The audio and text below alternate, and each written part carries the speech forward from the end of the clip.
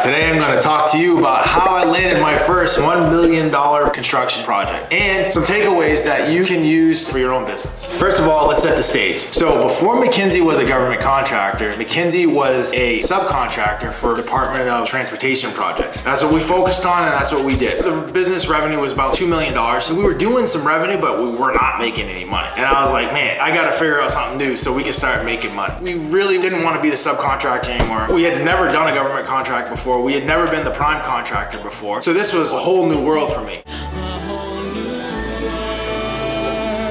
I was calling literally every day. I was calling the USDA, I was calling General Service Administration, I was calling the Air Force, I was calling the Navy, I was calling the Army Corps, I was calling all of these agencies. There was also this thing that you could go out and schedule these capability briefings. I had scheduled a capability briefing with a lady in the middle of Georgia. I had no idea this place even existed. Couldn't afford a hotel room, so I said, all right, I'm gonna drive from Wesley Chapel, Florida to Albany, Georgia. I'm gonna leave early enough in the morning so I can be there for my 10 o'clock meeting. Leaving early enough in the morning was like leaving at 2 o'clock. So I headed out, hit the highway. I was driving there, and as I was getting closer and closer, about an hour, 2 hours out, it started to rain. Weather was getting a little crazy. Finally get to the base where you go to the sign in and get your badge and all that stuff. I drove to the meeting. I'm sitting there, and I'm looking to my left and my right, and nobody's there. I'm like, oh geez, what's going on here? Next thing you know, the contracting officers come in, and in my mind, they're gonna be like these really big, powerful people, and they come in, this like sweet Southern lady. She's a sweet lady, and she sits down, and then her counterpart comes in and sits down. She said, I guess you're the only one that showed up today. I guess there's a huge hurricane that came through, and I got cancellation notices from everybody else. But at this point, my business, which was supporting my why, which was to take care of my mom and my 3 sisters, was so important to me. I wasn't even looking at the news. I wasn't looking at the weather. I had no idea that a hurricane was coming through the area. I just knew where I needed to be, and I was gonna do whatever it took to get there. McKinsey ended up getting the project, and that was our first $1 million plus project. So construction is a hyper competitive industry. For you to be able to land these projects, you have to be willing to do whatever it takes. And in most cases, you have to be willing to do whatever your competition is not willing to do. But that's not even the best part of this story. McKinsey did such a great job on that project that we got a great recommendation. We built a great relationship that then produced more projects, which we then also took to other agencies and other installations that did Navy work. Now we started landing projects down in Panama City, and we started landing projects for the Air Force at Tyndall Air Force Base and the General Service Administration in Washington, D.C. That one opportunity, we multiplied it across other opportunities. That's another big point.